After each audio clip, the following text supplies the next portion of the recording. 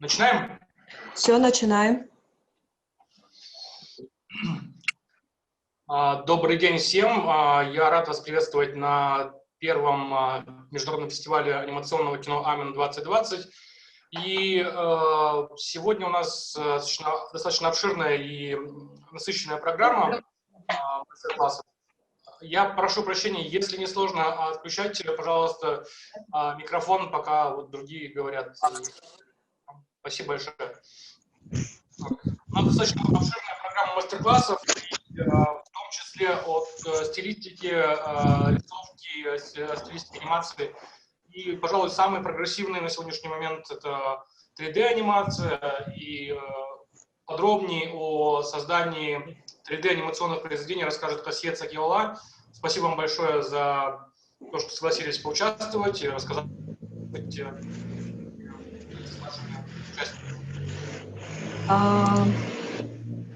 Карим, ты все, да? Ұлттық киноның мемлекеттік қолдау орталығы мен Амен анимациялық фестивалі сіздерді бүгін қарсы алуға қуанышты. Бүгін сіз Кас Арт Медиа негізін қалаушының шеберлік сабағына қатысасыз.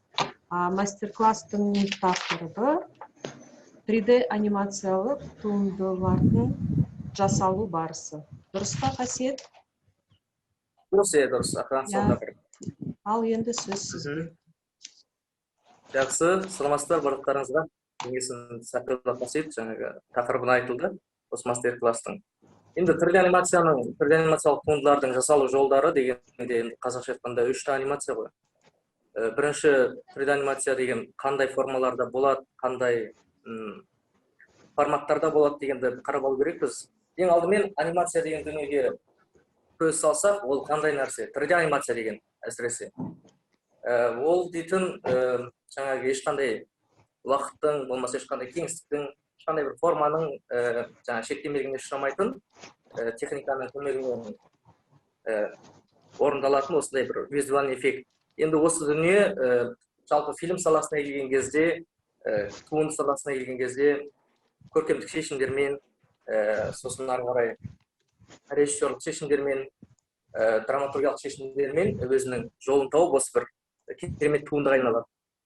Енді осы жерде жалпы анимация туралы енді айтылды ғой. Одан ары қарай оны қалай жасау керек, қалай болады деген тақырыпқа келсек, біз алдымен жалпы 3D анимацияның жалпы жасалу формасын қарап алайық. Өйткені қандай форматта болса да, қандай жаңағы толық метраж анимация болса да, болмаса сериал болса да, оның барлығы бірдей формада бір барыста жасалады. Мысалға, оны нақтылы айтқан кезде, артары екіні қараңыздар. Осы нәрселерді түсіндіру үшін мен өзімнің жаңағы істеген жұмыстарыммен, тәжірибелеріммен сол арқылы көрсетейін деп отырмын, нақтылы барысын. Енді жаңағы осы фестивалда бұйырса ертең қойылатын Махамбет фильмін көресіздер. Мен алдын ала соның бір қата үзіндісін көрсетейін, 3D анимацияның примері мысалы ретінде.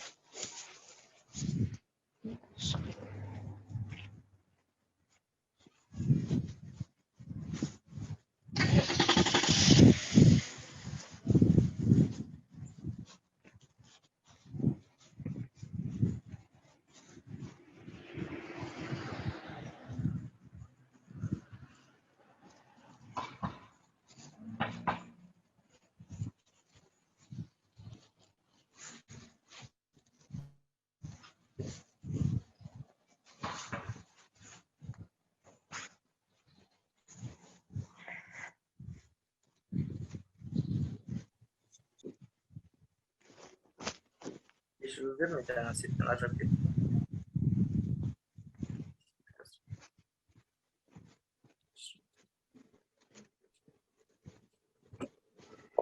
жаңағы айтылғандай, екі форматтағы анимациядан қараған кезде жаңағы нақтылы экранның кейіпкердің айқындығы, болмаса формасының анықтығы барлығы жақсы көрінеді. Бұл жерде және кеңістіктің объемы болмаса басқа да информациялардың бәрі айқын. Жалпы бұл 3D анимация деп аталады енді негізгі айтқанда. Енді бұл нақтылы қалай жасалады? Осы көріністер қалай экранның бетіне келеді, соны бір-бірден айтып шықсақ.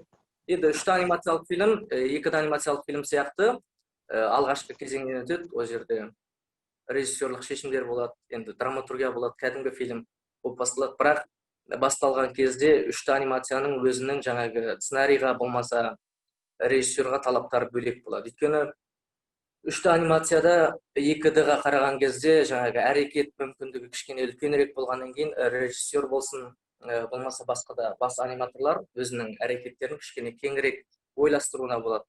Одан ары қарай дизайнерлер, мысалға кейіпкердің жобасын жасайтын кісілер, ол кісілер жаңағы осы 3D анимациялық кейіпкердің жасалу заңдылығына бойсыну керек. Мысалға 2D анимациялық фильмде біз кеңінен жасай береміз, қалай болса да мынау адам денесінің несін жаңағы салмағын бұзып отырып салуға болады. Бірақ 3D анимацияда олай болмайды. 3D анимацияда кішкене о жағынан шектемейшілікке шығады. Мысалға 2D анимацияда адамның иығы осылай түсіп кете салуға болатын болса, болмаса қолы кішкентай денесі үлкен икемсіз болатын болса, 2D анимацияда ол салыну оңай, әрі өз көркемдік шешіміне қарай ыңғайлы көрінеді. Ал бірақ 3D анимациялық фильмде анатомиядан кеткен пішіндер ертең қимылдауға, әрекет жасауға өте қиындық тудырады. Сондықтан дизайнерлер ретінде ол жағын тоже ойластыру керек. Ары қарай енді раскадровка салған кезде, жаңағы уақиғаның болатысын салған кезде, жаңағындай камераны қимылдату, болмаса бір үлкен сахналармен жаңа камераларды әртүрлі жақта ойнату, болмаса кейіпкерге бір қиын ракурстарды беруіне 3D анимация мүмкіндік жасайды. Сондықтан бұл дүниенің енді қазір анимациялық фильмдердің ішінде өзінің ерекшеліктері де бар, өзінің кішкене кемшіліктері де бар дегенде, жаңағы нақты енді осы нәрсені жүйелеп айтатын болсақ, алғашқы сатыдағы фильмнің дайындығында 3D анимацияның артықшылықтары камераны еркін қимылдатуға болады, және кейіпкердің бет бейнесі түрі өте айқын болады. Сондықтан жаңағы әртүрлі ракурста алуға болады деген сияқты. Ал кемшіліктері кейіпкердің формасын, пішінін, дизайн жасаған кезде шамалы шектемелікке ұшырайды. Енді ары қарай өзіміздің тәжірибемізбен, өзіміздің істеген жұмыстардан көрсете берейін, нақтылы қалай болады. 3D анимациялық фильм негізі бірнеше басқыштан өтеді, бірнеше емес, біршама басқыштан өтеді. Нақты толыққанды 3D анимациялық фильмі дайындық кезеңінен кейін өндіріске өте бастаған кезде алғашқы рет тұңғыш модель жасалғаннан бастап фильмнің экран бетіне шыққанына дейін 18 түрлі басқыштан өтеді негізінде. Ол әрине жаңағы халықаралық деңгейдегі толық метраж фильмдер болмаса бір өте қазіргі жаңалық ашып жатқан арт фильмдерде кезігеді, ал енді көп жағдайда өтетін ең басты басқыштарын мен айта кетейін. Ары қарай экранға қарасаңыздар, бұл жерде кейіпкердің дизайны тұр. Бұл әрине жаңағы нелерге заңдылықтарына сүйене отырып, болмаса шектемеліктеріне қарай отырып, кейіпкердің пішінін жасаған. Мысалға, мынау біздің кейіпкеріміз Жәңгір, мұнда тұрған Махамбет. Енді қарасаңыздар, дене пішіндері, қолдарының жіңішкеліктері, бұның барлығы 3D анимациялық фильмнің анимациясының ыңғайлы шығуына көмектесетін дүниелер болады. Егер де біз кейіпкерді өте домалақ қылып, өте басқалай формада жасайтын болсақ, бізге уже қимылдату қиын болады. Сондықтан бірінші фильмнің режиссерлік талабына сай, екінші көркемдік шешіміне сай, үшінші жаңағы дизайнердің қолынан шыққаннан кейін, оны ары қарай 3D анимациялық фильмдегі кейіпкерге бағыттап жасалғандағы түрі осы болады негізі кейіпкердің. Бұл концепт ретінде, мысалға ешқандай бояусыз концепт ретінде формасы анықталды. Одан ары қарай боялып шыққан түрі, бұл әрине әлі 3D басқышқа өткен жоқ, 3D анимациялық басқышқа, болмаса 3D анимацияның ешқандай процесіне өткен жоқ. Бұл жерде тек қана кейіпкерді салған күйінде реңі қандай болады, оның үстіндегі материал қандай болады, соған концепт ретінде қойылған дүние. Енді осыдан ары қарай нақтылы 3D анимацияның бірінші басқышы аталатын модель процесіне өтеміз. Ол жерде қарасаңыздар, кейіпкердің ең алғашқы моделі осындай болады, ешқандай бояусыз, ешқандай реңсіз, тек формаларымен, сосын қолының жаңағы осылай екі жаққа қайырылып тұратын себебі де бар. Ол дейтін бұл жаңағы біздің концепттегі сияқты тұратын болса, ол өзінің жай тұрған кездегі әрекет осындай болып қалады да, әрекет берген кезде кейін соңынан айта жатам, сүйек салу, риг деген процесс бар, соған кедергі жасайды. Сондықтан кейіпкерді 3D моделін жасаған кезде осылай қолын жаңағы ашып, қимылдауға ыңғайлы қояды негізінде. Сосын бетінде эмоция болмайды, ешқандай. Бетіндегі эмоция болатын болса, ертең әрекет жасаған кезде тағы да қиындық болады. Сондықтан еш эмоциясыз қолының бәрін, аяғын ашып тұрған кейіпкерді осылай модель деп шығарады. 3D анимацияның бірінші басқышы бұл модель. Модель негізі көп нәрсеге шешуші бір рол атқарады, өйткені егер модельдің өзінің үстінде жаңағы нелер болады, торт сызықтар болады дейді. Егер олар дұрыс болмаса деген, ол енді ары қарай ішкерлеп айтатын әңгіме, әрине бір шолып өтейік, бірақ модельдің жалпы жасалу сапасы осы фильмдегі осы кейіпкердің қимылдауына, анимациясының еркіндігіне тығыз байланысты нәрсе болады. Сондықтан ең маңызды осы модель, оны дұрыс жасау керек. Одан ары қарай екінші процесс 3D анимациядағы, ол ары қарай риг беру процесі. Ол жаңағы не беру, сүйек беру деп аттым. Мен жаңағы кейіпкерді қимылдату үшін, анимацияға дайындау үшін оған сүйек беріледі. Қазіргі тұрған моделіміз ол тек қана қатқан мүсін ретінде ғана, ол ешқандай қимылдай алмайды. Сондықтан риг процесс арқылы біз осы кейіпкердің үстіне әртүрлі сүйектерді қойғанбыз, былай айтқанда қолдарының басына.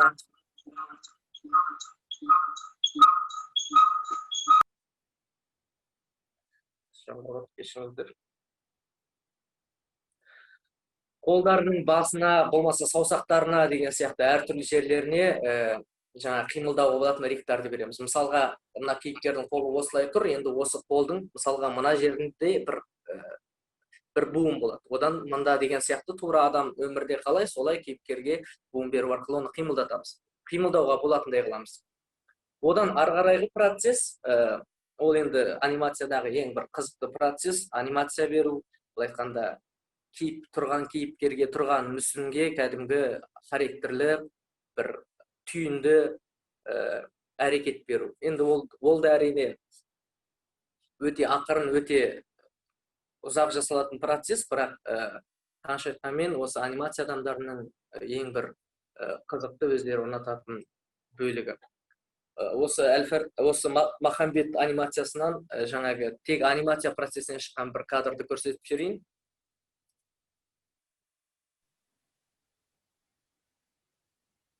Мынау біздің бала Махамбет ол домбыра тартып жатыр. Жаңағы алдында көрген сценаларыңыз, соның анимациядан шыққан түр таза. Қарап отырсаңыздар, бұл жерде ешқандай кейіпкерде бояу жоқ, тек қана формасы қимылдап жатыр. Енді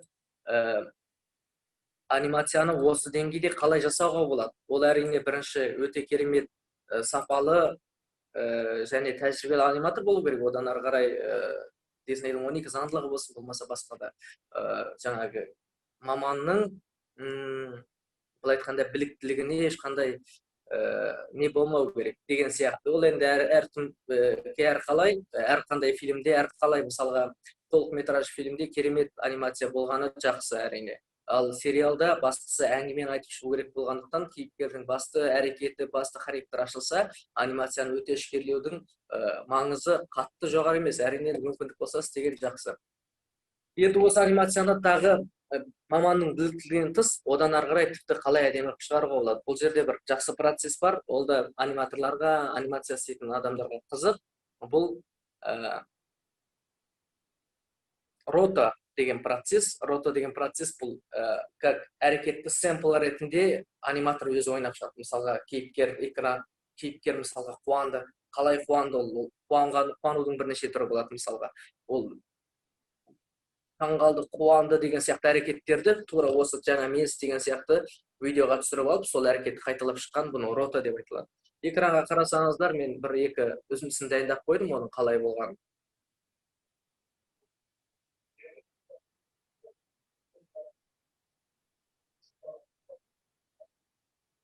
Осы әрекет, осы видео алдымен түсірілген, сосын оған қарап, аниматор осы әрекетке қарап, жаңағы Бала Махамбеттің әрекетін жасап шыққан. Бұл рота процесі.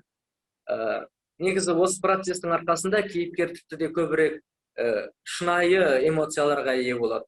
Сондықтан біз осы Махамбет фильмінде осы дүниені көп істеттік.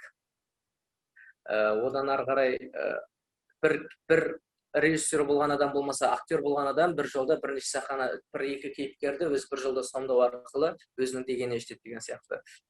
Қазір көріп отқан видеоларыңыз соның бір бейнесі. Бір жағында Махамбет, бір жағында Бала Жәңгір. Екеуінің әрекеті екі түрлі, бірақ соны бір видеоға сіңдіріп шығаруға болады.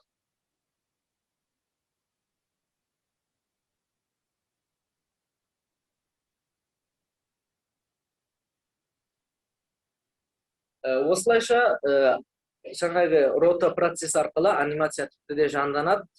Енді алдыңғы кадрда көрдіңіздер, бұл жерде анимация бар, бірақ бұл жерде жоқ нәрсе, ең бастысы көзге ұрып тұрған ол бояу.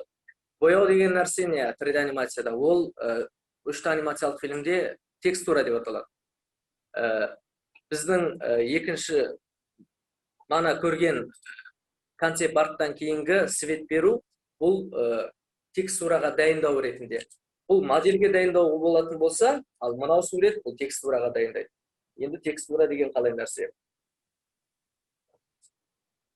Текстура дегеніміз, оң жақ бұрыштағы модель болса, текстура сол жағында. Ол кейіпкердің үстіне әртүрлі бояуларды береді. Тек бояу берумен қоймай, оның үстіне әртүрлі материалдарды береді. Және киімнің, болмаса терінің, болмаса шаштың, әртүрлі металдың деген сияқты. Соның жарықты қайтару мөлшері және сыртынан қарағанда жұмсақтығын сезінуге болады ол арқылы, болмаса майдалығын деген сияқты. Сол арқылы бүкіл материалын беріп, кейіпкерді одан ары қарай жаңағы шынайылыққа жақындатып, болмаса көрермендерді баурату әсеріне ие болады.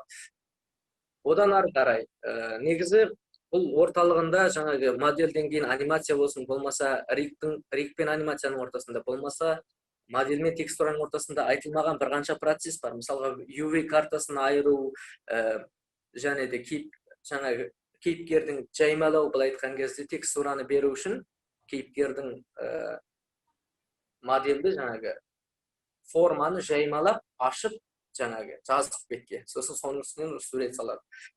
Сол жаймалау деген процесс өткеннен кейін осы текстура процесін өтеді. Одан кейін текстурадан өтті, енді бізде lightning render деген процесс басталады. Lightning дегеніміз жарық беру. Рендер ол фильмді жаңағы камераны қойып болғаннан кейін алғаш рет көрерменге жол алудың соңғы процесіне дайындау. Негізі осы уақыт, негізі қарап отырсаңыздар, мұнда текстура, болмаса жаңа модель, болмаса анимация, риг деген ол тек анимациялық фильмде емес, ол электронды ойындарда, компьютерлік ойындарда, соларда да болады, бірақ осы lightning рендер процесінен кейін жаңағы бір жағы анимациялық фильмге, екінші жағы ойында болып қалады. Өйткені бұның барлығын шешетін камера қою. Негізі көп аниматорлар камераны анимация кезінде қойып тастайды, бірақ негізі нақтылы мамандандырылған команда рендердің алдында тек қана камераны қояды дұрыстап.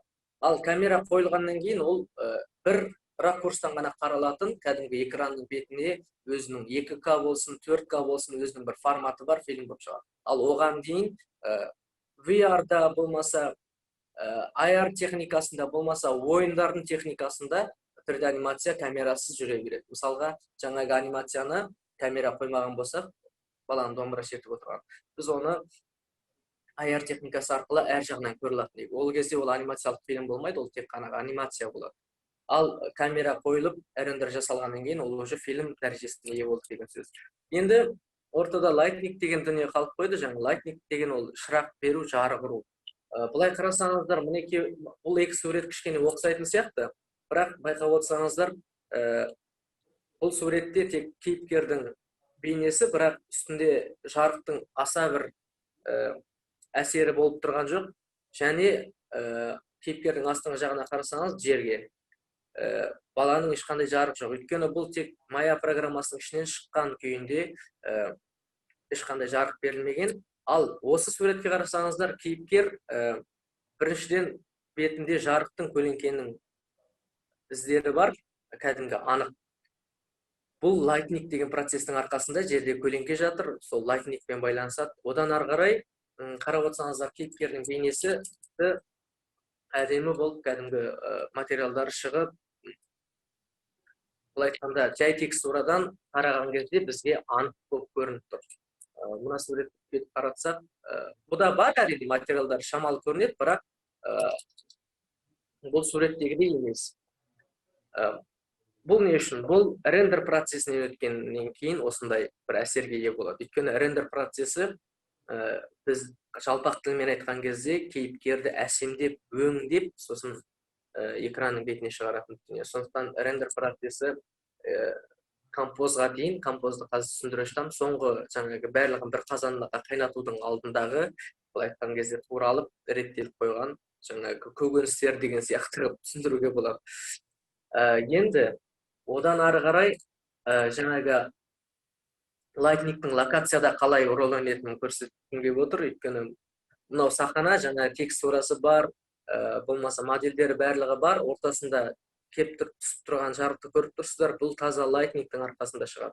Жаңа кигіз үйдің ортасында төбеде шаңырақ болса, төбеден түскен жарық кигіз үйдің үстіне, жаңағы дастарханның үстіне қалай әдемі түсіп тұр, оны көрсету үшін біз сол лайтнинг деген процеске сүйенеміз. Әрине, лайтнинг деген процесс фильмдегі ең басты факты бір барысы ретінде саналады, және оны істейтін мамандар фильмде өте бір жоғары орында тұрады. Одан ары қарай композ процесі. Композ процесі дегеніміз не? Мысалға, сіздер көріп отырсыздар, мына суретте рендер бар, лайтнинг бар, модель бар, текстура бар. Түріне қарасаңыздар, түрі эмоцияға уже келген, шамалы күлкі бар бетінде. Ол деген сөз, ода анимация болған деген сөз. Ал бірақ бұл суретпен, болмаса бұл суретпен жаңағылердің кішкене айырмашылығы бар. Өйткені мына суретте локацияны алып келіп қойған, арт жағында аспанның қолмен салынған фоны көрініп тұр, байқасаңыздар. Сосын жерде жатқан жапырақтар, ол негізі модельдер емес, ол эффекттер. Сөйтіп, барлығы әйтеуір бірігіп, бір картина болып, фильм сияқты болып шықты. Бұл жалпы қандай процесс десеңіздер, бұл композ процесі ең соңғы жаңағы фильмді бір қазанда қайнатып, көрерменге ұсынып береді. Жері әрине осыдан кейін дауыс алу болады, болмаса музыка қою болады, одан шығарып тастаған кезде таза үшті анимациялық бөлікке тәуелді болатын жері осы композ процесі, сол соңғы процесс болады. Бұл жерде нелер болады композда? Композда бірінші кейіпкердің анимациясы дайындалған рендерден шыққан бірнеше слойлық бейнесі, сосын сахананың бірнеше слойлық бейнесі, сосын ары қарай дайындалатын дүниелерден жаңағы артқы фон қолмен салынған ол тұру керек, және жерде жатқан жапырақтар, олар эффект ретінде. Оның барлығын аниматорлар болмаса, осы техникаға жауапты кісілер бір талдан қойған жоқ, ол кәдімгі эффект ретінде осы жерге шашылған. Өзінің физикалық заңдылықтарына сүйене отырып деген сияқты. Осының барлығын алып келеді де экранға қойып, сосын светін теңшеп, әртүрлі арақашықтықтарын дұрыстап, және светокоррекциясын оңдап, және рендерден кеткен аз-маз қателіктерді, кейбір жерде тесіктерді, кейбір жерде қара нүктелердің бәрін тазалап шығарған түрі ол композ деп аталады. Сөйтіп, композ процесінен кейін фильм негізінен дайын болады. Қазір көріп отырғандарыңыз сол компот процесі. Жаңа мен слой деп айтып қалдым. Міне алдыңдарыңыз көріп отырған осы суретте слой. Мынау отырған бала бұл ақ слойда келген, былай айтқанда енді кішігірім түсіндіріп өтейін, нақтылы кішкене түсінікті болу үшін. Мынау ақ слоймен келген бұл кейіпкердің OCC деген слой. OCC деген ол денесінің жаңағы екі жіктің ортасы, болмаса көздің жиектері, бұның барлығы ерекше қара нүктелер, ешқандай жарыққа бағынбайды, тек қана материалдың салмағын шығаратын бөлік. Одан ары қарай тұрғаны, бұл жерде көрінген қып-қызыл свет, ол кейіпкерді локациядан, сахнадан айырып, біз оны кейіпкердің үстіне жеке дара көркемдік шешімді қоюға, болмаса реңдерін теңшеуге мүмкіндік беретін слой деген сияқты. Сөйтіп, әдетте осындай картинаға оннан аса слой кетеді, оннан аса қабаттық жаңағы сурет кетеді, сол арқылы осы дүние реттеліп шығады. Енді фильмнің соңғы жаңағы композын айттық. Негізі ортасында әрине жаңа айтылмай қалған үлкен дүниелерден тағы эффект деген дүние бар. Эффект дегеніміз, былай айтқанда, ерекше көріністер, қазақша айтсақ. Бұл жерде кейбір анимация шығара алмайтын, кейбір модель шығара алмайтын, кейбір текстура шығара алмайтын дүниелерді эффект шығарады ең соңында. Эффектте не болады? Енді түсінікті болу үшін айтайын, эффект деген дүние біздің ең көп көретін сулар, қар жауып жатыр, жаңбыр жауып жатыр, болмаса өрт шықты, осының бәрі эффектке жатады. Бұлар жаңағы арнайы программалардан молекулалық тұрғыда істеледі. Былай айтқан кезде, кәдімгі өмірдің заңдылықтарына сай, өмірдегі физикалық заңдылықтарға сай, осы үш өлшемді әлемде жаңағы молекулалар тура солай қимылдап, бізге су қалай толқу керек, от қалай жану керек, соның барлығын шынайы түрде көрсетіп береді. Сондықтан осы эффект деген бөлігі өте маңызды және өте қиын бір бөлік. Әрине фильмді керемет әрлейтін де осы бөлік.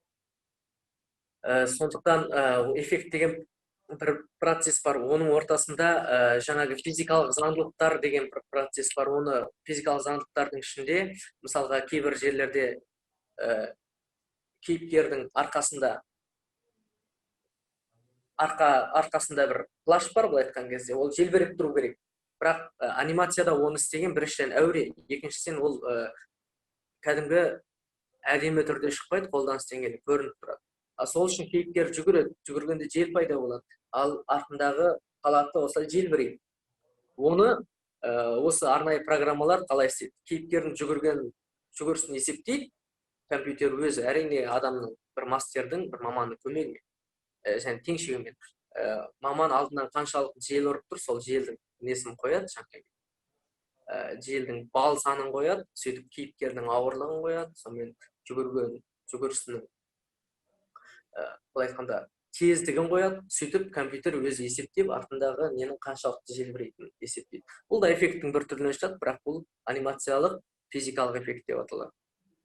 Солай анимациялық фильмде қандай формада болсын осы барыстар өту керек болады. Енді әрине ішкерлеп айтсақ, ол өте көп дүние, сондықтан үлгере алмайтын сияқтымыз, әшке осы айтайық.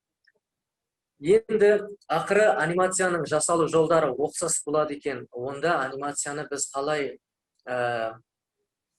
бөлеміз, қандай топтарға бөлеміз дегенде, әрине енді осында отырып қарап отырған кісілердің көп енді анимациядан, 3D анимациядан бейтаныс емес шығар. Сондықтан енді кішкене ішкерлей тақырыптарды айтайық. Әрине бәріңіз білетіндей, 3 анимациялық фильмде анимациялық сериал және анимациялық толықметраж фильм, сосын әртүрлі арт фильмдер. Енді бірінші айта кететініміз арт фильм ретінде.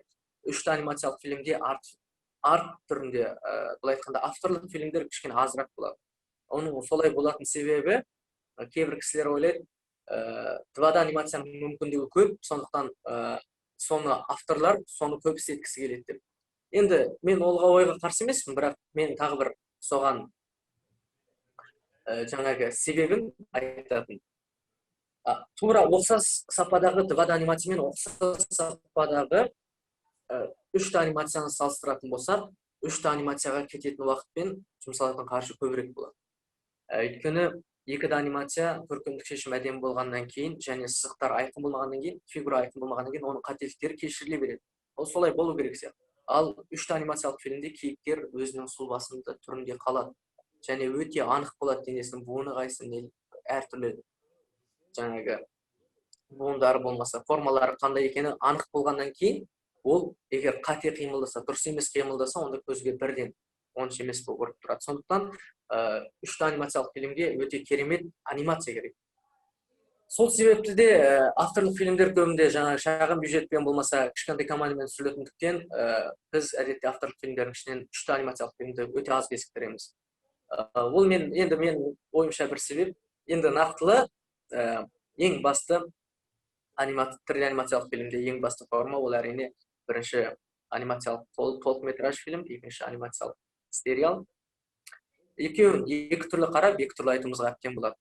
Өйткені екі форманың талабы екі түрлі, о бастағы. Екі де болсын, үш те болсын, қандай анимация болса да толық метражды болған кезде, ол енді үлкен экранда шығады, сондықтан үлкен экранда жаңағы кеткен ағаттық, жаңағы біріне жетпей қалған сызықтар, қара нүктелер, қызыл нүктелер, кейіпкердің онша емес жасалған анимациясы барлығы айқын кейіпкерге көрініп тұрады, сондықтан көрерменге көрініп тұрады. Сондықтан көрерменді өзіне баурау үшін сол 2 сағаттың, 3 сағаттың болмаса 1 сағаттың ішінде толықтай өзінен көз аудырмау үшін және сол ақшасын төлеп жаңағы билетін алып келген кісілердің көңілін жерде қалдырмас үшін әдетте үлкен экранға шығатын толықметражды анимациялық фильмдердің сапасы жоғары болу керек болады. Әрине барлық толықметражды анимациялық фильмнің барлық толықметражды анимациялық фильм жаңағы сериалдардан әдемі деп айтуға болмайды, бірақ көп жағдайда сондай болып келеді. Енді ол несімен ерекшеленеді, неге олар екі түрлі болады, қандай жағдай деген кезде ол әрине сапа жағынан, былай айтқанда качество жағынан. Енді качествоны нақтылы түрлі анимацияда қалай болатынын біз қазір сол туралы талқылап жүрейік. Мысалға, мынау суретте қарап отырсаңыздар, сол жағындағы Кунг-фу панда фильмі DreamWorks-тың түсірген. Сондағы Кунг-фу панданың толықметражды фильмдегі түрі жаңа күшті әрекет жасап тұрған. Экран сол жағында. Экранның оң жағында бас үстінде, жаңа астында екі кейіпкер, ол сериал Кунг-фу пандадағы кейіпкер. Енді былай қарасақ, формалары, түрлері кішкене ұқсайды, әрине текстурасында шамалы өзгешелік бар, бірақ анықтап қарасақ, бұл екеуінде айырмашылық үлкен. Мысалға, мынау кейіпкер қарайық. Бұл да Кунг-фу панда, бірақ бұл жерде кейіпкер кішкене оңайырақ жасалған және басы домалақ, бірақ басқа артық ешқандай ерекшелігі жоқ. Әрине оның ерекшелігін қазір полнометраждағы бейнесін көрсеткен кезде білесіздер. Мұнда кейіпкердің жалпы сұлбасы осындай, жалпы өзінің характерінен айырылмаған, эмоциясы ретінде, түр ретінде, бірақ бір нәрсе жетпей тұр. Бұл сериал кезіндегі Кунг-фу панданың бейнесі. Ал енді бұл толықметражды анимациялық фильм кезіндегі Кунг-фу панданың бейнесі. Енді нақтылы көзге бірден көрінетін айырмашылық, әрине бұл жерде кейіпкер тіпті де әдемі жасалған, одан кейін оның үстінде ең маңызды бөліп тұрған дүние эффект. Бұл айтқан кезде денесіндегі түктер, панда. Сол түктер эффектпен жасалады. Әрине бұл түктің эффекті бұл өте үлкен жұмыс процесін қажет ететін және рендерға болмаса лайтнинг болсын, әртүрлі осы жаңағы айтылған 18 түрлі процестің барлығына ауыр салмақ түсіретін техника. Бірақ ол толықметражға істетуге әбден лайық, онсыз болмайды толықметраж Кунг-фу пандада. Егер осы эффектсіз, осы түксіз болмаса, осындай өте жұмсақ анимациясыз біз Кунг-фу панданы көретін болсақ, бүгінгіде есімізде қалмайтын еді. Сондықтан толықметражды фильмнің ерекшелігі осы. Біз әрине сериалынан гөрі толықметражды Кунг-фу панданы жақсы білеміз. Өйткені ол тартымды, ол сапалы. Енді сериал кезінде болатын болса, оны біз енді көп есімізде көрген кісілер бар, әрине, бірақ қатты бір есімізде қала қоймайды. Оның бәрін айыратын, әрине, біріншіден уақиғасы, екіншіден оның сапасы. Енді, мысалға, жаңағы сериалдарда неге осындай качество болады? Ақыры мынандай техникасы бар екен, неге осылай істемейді? Неге ақыры сол жаңағы түктерді салып, болмаса анимациясын тіпті әдемі істеуге болмайды? Нағы осылай сүле сапасы істей салған сияқты болып көрінеді деген сұрақ болуы мүмкін. Жалпы сериал дейтін дүние енді барлықтарыңыз білесіз, ол қысқа уақыттың аралығында көп мөлшерде өндірісті талап ететін дүние. Сериалдың басты драматургиялық болмаса режиссерлік мақсаты ол кейіпкерді алып шығу, кейіпкерді айту. Ал толықметраждың ең үлкен мақсаты ол бүкіл уақиғаны айту. Әрине екеуінің ең бастапқы идея жағынан екі түрлі айырмашылығы бар. Бұл әрине 2D анимация болсын, 3D анимация болсын.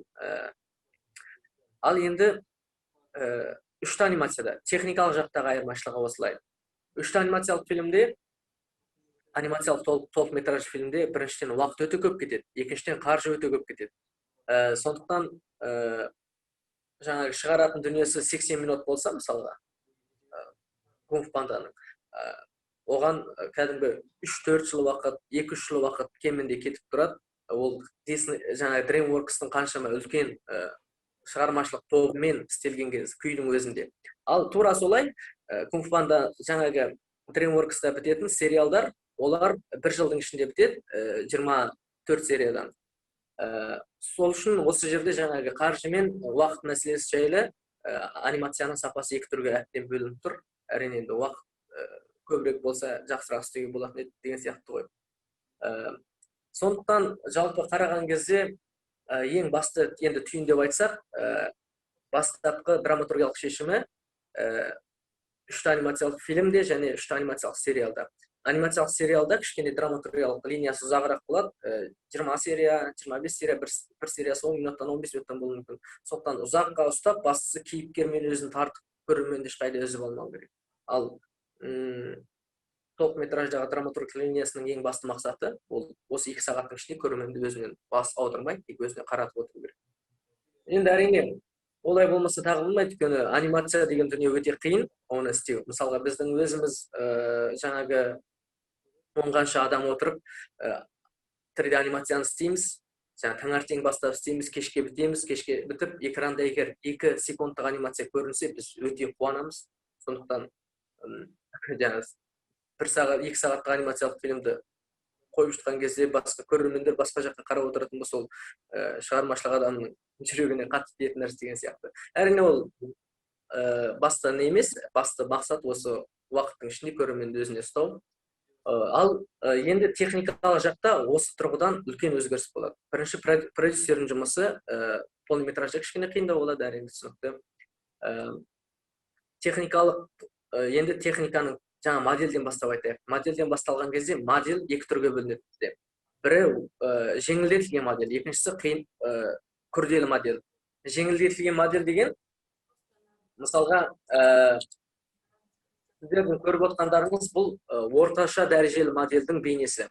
Бұл айтқан кезде шамалы нелері бар, анықтап қарайтын болсақ, мынау қиылыстары, бұрылыстары шамалы қалыпты деңгейде. Енді кейбір анимацияларды көресіз, топтамалар, 4 бұрыш деген сияқты, олар уже жеңіл модельдерге жатады. Оның денесіндегі модельді осылай жаймалаған кезде денесіндегі сызықтар аз болады. Ал бұда шамалы көбірек. Ал толықметраж фильмдерде ода жаңағы тордың саны, денесінің қиықтары, беттің ажымы, әртүрлі форманың барлығы жасалады, ол қиын модель.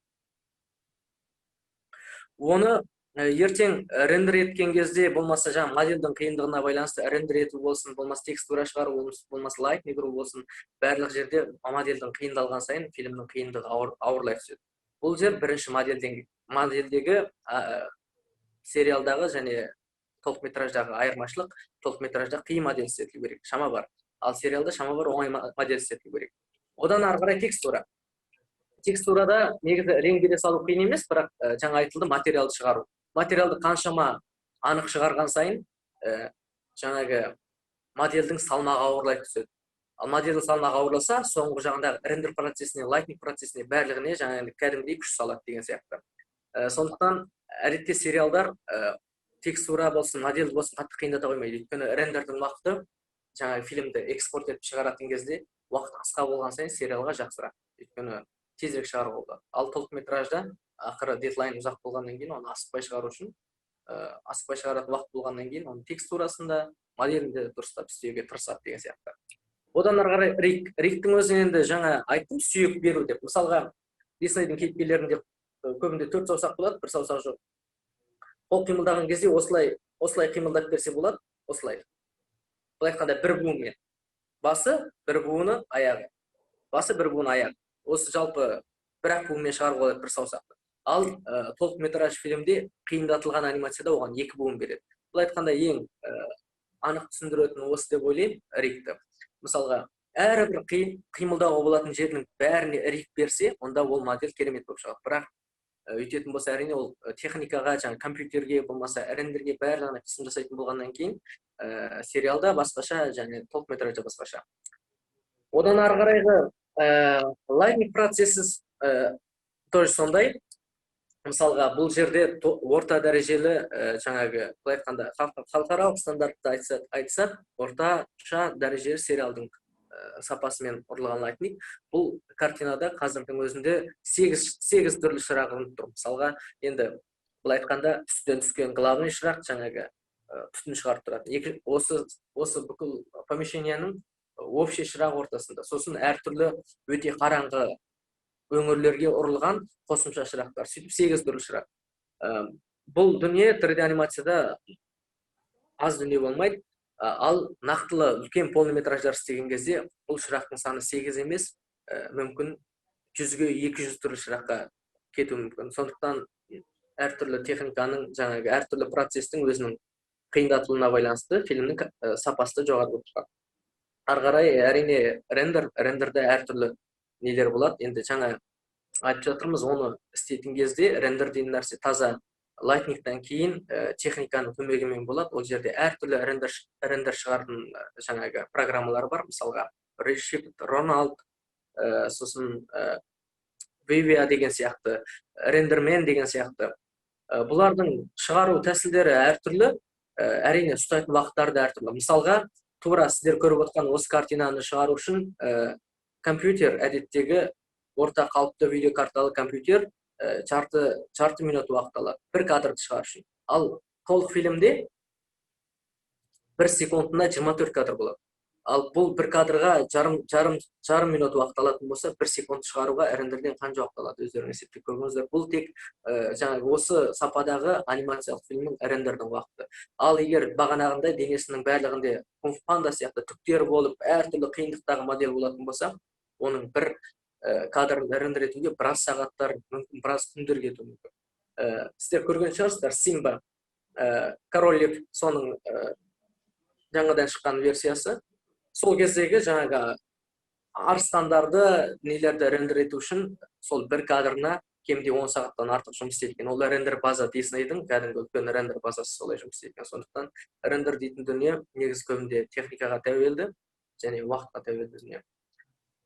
Жалпы одан кейінгі композ процесінде техниканы қалай ажыратуға болады? Мысалға, ақыры барлығы дайындалып қойған екен, енді оны сол бір түрмен істей беруге болмаса, бір түрмен істей беруге бола ма деген сияқты әңгіме. Сериалда қалай және толық метраж анимацияда қалай? Екеуінде әрине екі түрлі, көбінде біз істететін After Effects деген программа бар. Бұл көбінде сериалдарды істеуге арналған. Бұл жерде After Effects-тің логикасы өте оңай, слойларды қойып, бетіндегі шейін. Енді ең маңыздысы екінші дүние бар, ол екінші программа бар. Ол Nuke деген программа. Nuke деген программаны Аватар фильмін шығаратын кезде шығарған программа осы композға. Оның логикасы басқаша, оның жаңағы жұмыс істеу процесі ұзақ болады, бірақ шығаратын дүниесі сапалы болады. Ол көбінде толық метраж анимациялық болмаса, арт фильмдерге арналған. Жалпы екі түрлі анимациялық фильмде істетілетін жаңағы техникалық айырмашылықтар осы. Енді бұл 3D анимацияның жасалу барысы өте ұзақ болғаннан кейін, өте үлкен болғаннан кейін бәрінен де осы шектеме уақыт айту шығу қиындау сияқты, уақытымыз таяп қалған сияқты. Сұрақтарыңыз болса қоя беріңіз.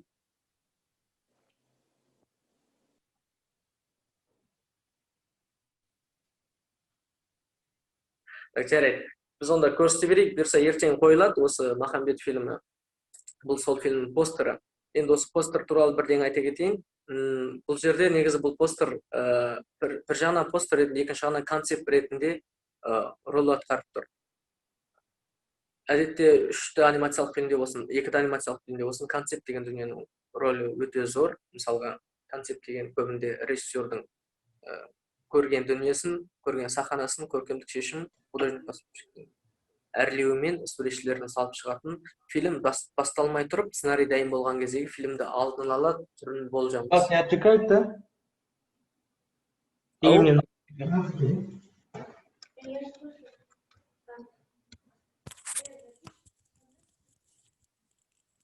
Жалпы сол түрдің болжамасы, жалпы фильмді алдын ала болжаудың бір бейнесі.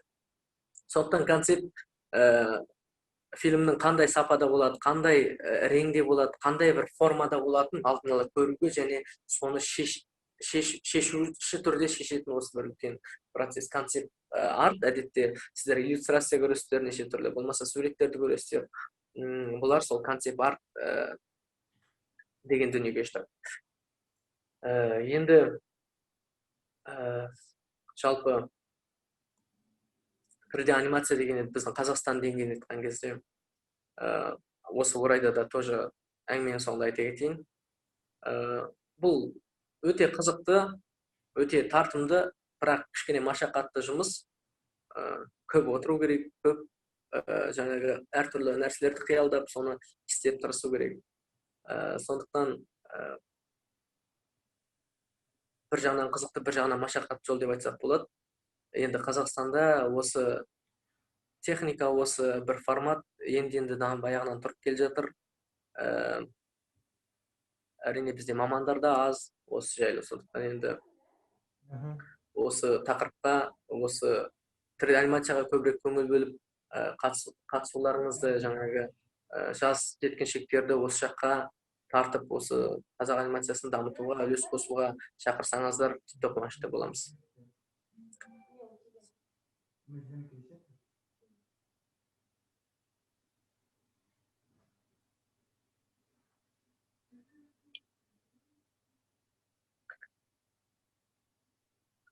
Тағы уақытымыз бар сияқты. Қарап отырсам.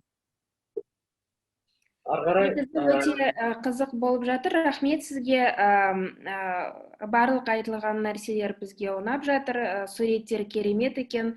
Осы мультфильмді тағатсыздана күтіп отырмыз. Бұйырса көре жатармыз. Рахмет сізге, Сақила. Жақсы, сіздерге рахмет. Сау болыңыздар. Сәттілік болсын. Негізі әлі уақыт бар ғой бізде, 10 минут сияқты. Онда мен айта берейін бар қарай, қосымша. Модератор не дейді екен? Жақсы, тыңдайық. Подожди. Карим? Да, слушаю. Спасибо большое. Если вопросов больше нет, то мы завершаем мастер-класс по 3D анимации и разработке 3D анимационных проектов. Наш следующий мастер-класс начнется практически через 10 минут. Мы поговорим о разработке анимационных персонажей с Борисом Машковцевым. Так что всех ждем на следующем мастер-классе. Жақсы, я сіздерге рахмет. Рахмет. Рахмет, сау болыңыз. Өте қызықты болды, көп рахмет сізге, Қасиет аға. Рахмет саған да. Тыңдағандарыңыз үшін. Барлықтарыңызға рахмет, онда сау болыңыздар. Рахмет, сау болыңыз. Рахмет, сау болыңыз. Рахмет, сау болыңыз. Рахмет, сау болыңыз.